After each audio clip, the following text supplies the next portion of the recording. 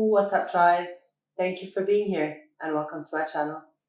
Today's post is titled Female and Male, and as it's a dialogue between Matias and his higher self, I will be referring to Matias as me and to his higher self as I am. Me. If there's a delicate issue in human society today, it is the duality between the feminine and the masculine, between the woman and the man. Some say that men and women are concepts that define a person's sex, but not gender, and that feminine and masculine can be anyone. We all have feminine and masculine aspects, more linked to personality than to sex itself. It is a very complex issue, but a very enriching duality that is increasingly complex to describe and define. I am. It is for the simple fact that they give too much importance to cataloging things. From the universal point of view, the cosmos does not pose so many things. The cosmos simply is. Everything is easier and simpler. Sometimes people confuse that the fact that the universe is mind makes it perceive the cosmos in a rigid and mental way. However, your emotions seem to be more rigid than the cosmic mind. Me. Yes. Today, coming back from the pyramid, this came to my mind. That I have noticed certain people saying that our conversations sound very mental, very analytical, and lacking in love and emotion of the soul. Why do you think that is? I am. The soul is energy. It is movement. And it can only be mobilized through experience. The spirit is vibration. It is the mind that gives logic to this movement. The question would not be, why are our dialogues so analytical? The question would be, where do you seek an answer from? For example, mathematics for you are mental and analytical? Me, I would say yes. I am. Well, no. That's what you've been led to believe.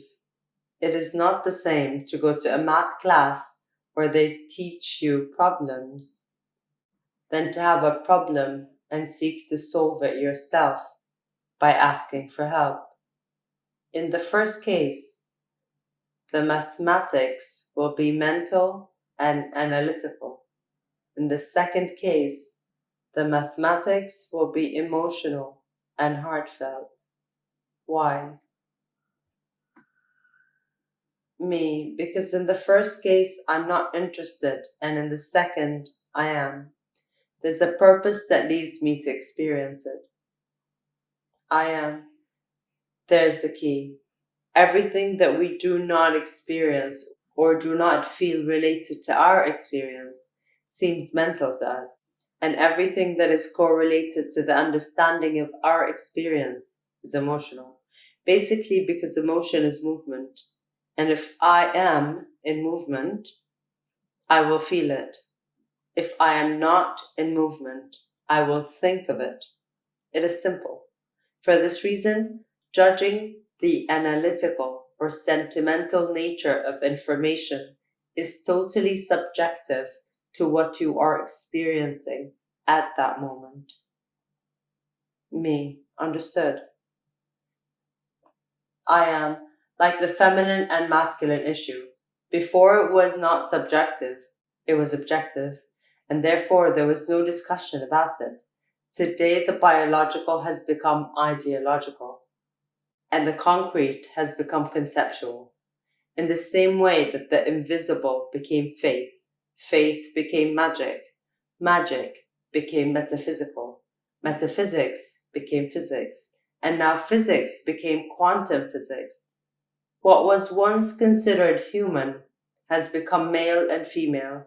Hence, male and female which became male and female, which now, like quantum, has become totally relative.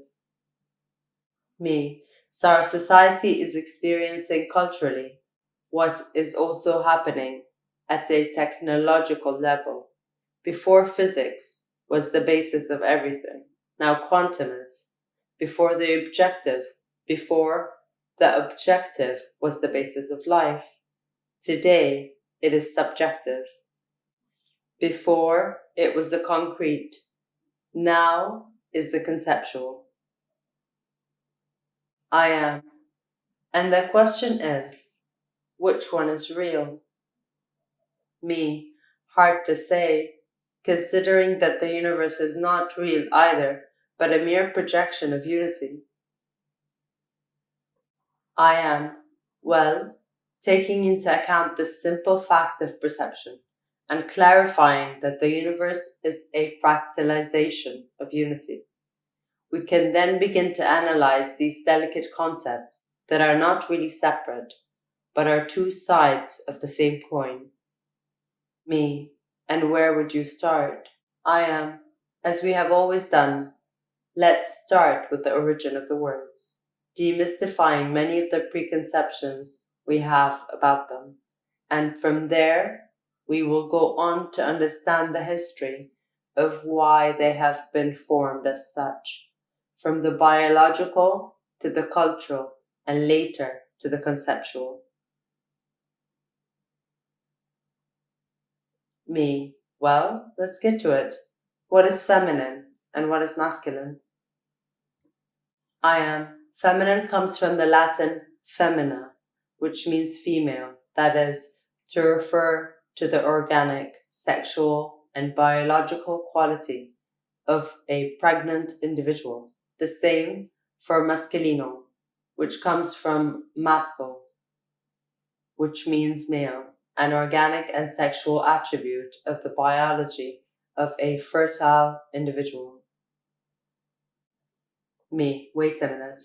I always considered that the feminine and masculine were mere subtle attributes of the soul. I am. Oh no, it's a common mistake. Because throughout linguistic evolution, many concepts have been changing due to the use and disuse of the language.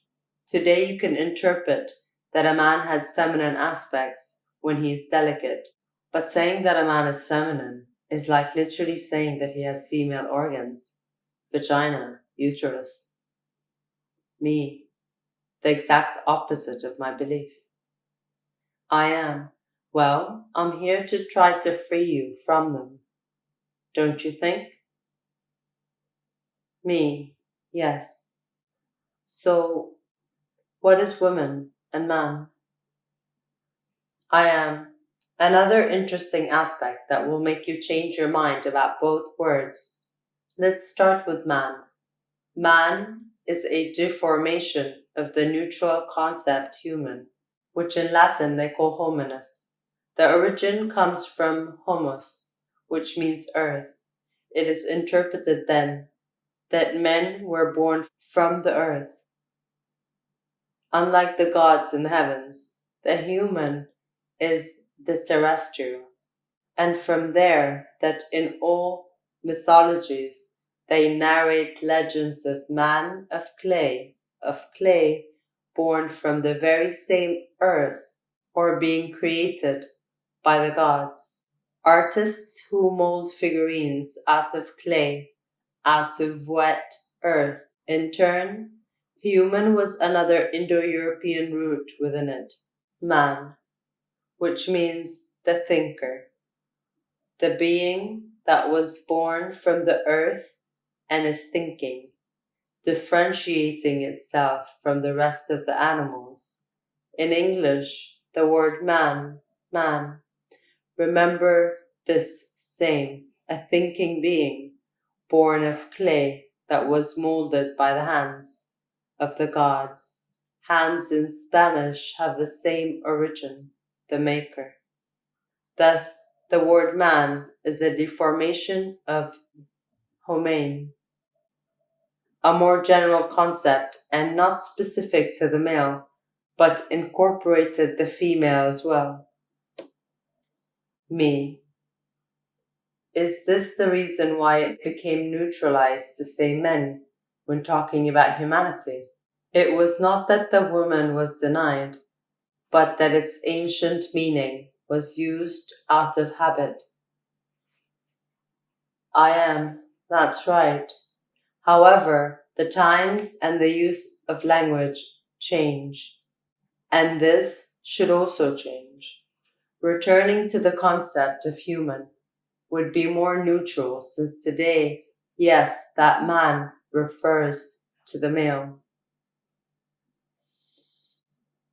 Me and women, where does it come from? I am. You will be surprised. But first we must review another hidden etymology of the word man.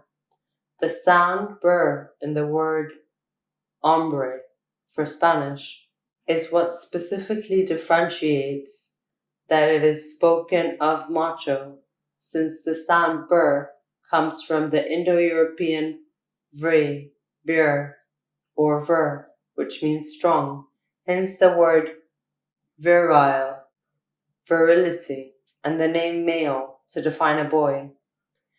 So how would you define a woman thinking like the ancients? Me, usually with its antonym, weak. I am, close. Woman comes from moreles, which means soft, soften, wet, mollusk, fluffy, all concepts related to woman. Me, wow. Etymologically, using the word woman to speak of the defense and the empowerment of women is almost an insult. I am, you could say, the English word woman also originates from man, of man, but in this case referring to with man, an ancient concept to speak of woman as belonging, wife, depends on what language it was taken to refer to every woman regardless of whether she was married or not. Me, that is to say that all the words referring to woman are male chauvinist, even the very word woman. I am, yes and no. Me, in what way? I am, as we have said, let's go to history. With the eyes of the 21st century, you cannot judge 300,000 years of human history. You can only build the future by acknowledging the mistakes of the past, but nothing more. Discovering these injustices does not give you the strength to change the past, but to raise awareness about the future. So let's start with our story. At the origin of human history, in the first tribes that today we call families, the context in which they had to survive was very complicated. Harsh weather, many predators, many dangers. There were very clear goals set: eat, sleep, and reproduce. Thus, the first humans organized the task. Think of it as a BBC nature documentary. The male had to ensure two things: his descent and the creation of more hunters to help. The female knew that the gestation process would take 9 months. They did not really know that, but they counted at least 6 or 5 months since they noticed the pregnancy. During that time, they were easy and weak prey for predators. For this reason, they had to remain in the caves, administering the food that the male brought, who was strong. The society was organized then, taking care of the women from the predators, in which the males brought the food to the house, while the women had to make sure to make the family bigger, to have more possibilities of hunting, gathering, and survival. Life like this is very easy. Basically, the system works in cultures that live day to day in relation to survival. In the periods of history of cultural boom, stability, Men and women have the opportunity to both stay at home, read, learn, study, develop without having to subsist. This creates equality between men and women as they finally have the possibility to develop their intellect. Civilizations such as Mesopotamian, the Nile Valley, the Hellenic, and the Italic, as well as other small cultures scattered around the world in America and Asia, reach this equal opportunity in the face of growth of wealth, allowing women to occupy roles of men and men fill women's roles. That is, men with softer and weaker tasks, and women with tasks of strength and power. When civilizations fall and fail, the systematic organization of survival returns, in which the woman goes back to the house and nurture while the man works. In the last 300,000 years, the periods of stability in civilizations do not add up to more than 2,000 years scattered throughout history. In other words, approximately 298,000 years have been weak and strong, as in your life itself. Taking a weak course on pattern release will not eliminate the habits of all the years of repetition from the day you were born. Me, it takes a long time. I am, because cultures and their philosophies do not change because of an idea, but because of an aptitude.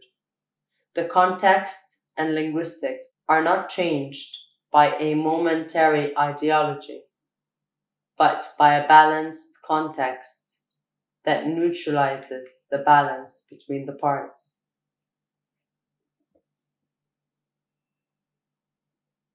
Me, you mean this forced intention that feminine and masculine mix to change words, concepts, ideas and others about gender, sexuality, the role of women and men.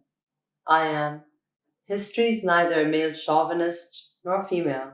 Men are not against women, nor have women been against men. What has been is a natural organization based on a context. The focus that is being placed today on the gender struggle is the wrong one. It is the same focus that a teacher of a schoolmaster have on their students. You must learn this, yes or yes, because it will be useful for life. And the student will wonder, I still don't know what problem you are talking about, because you cannot teach how to solve something before the problem arises. Because humans learn by experience, by assimilation and adaptation to the context. Me, what would be the focus to balance the feminine and masculine?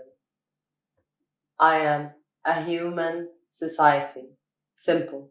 A society that seeks to meet the basic needs of education, nutrition, and emotional stability. The rest comes only through the freedom of being. A being who is well nourished from childhood, who has affection and who receives a good education, not teaching, is capable of solving any issue in the future. The focus is to humanize ourselves, not to devote ourselves to more genres. The more focus you put on accepting more genders, transsexual, asexual, bisexual, homosexual, heterosexual, men who feel like women, women who feel like men, more and more, you'll find yourself further and further away from humanity. Me, but why? In other words, isn't accepting diversity being more humanistic? I am, yes, it is.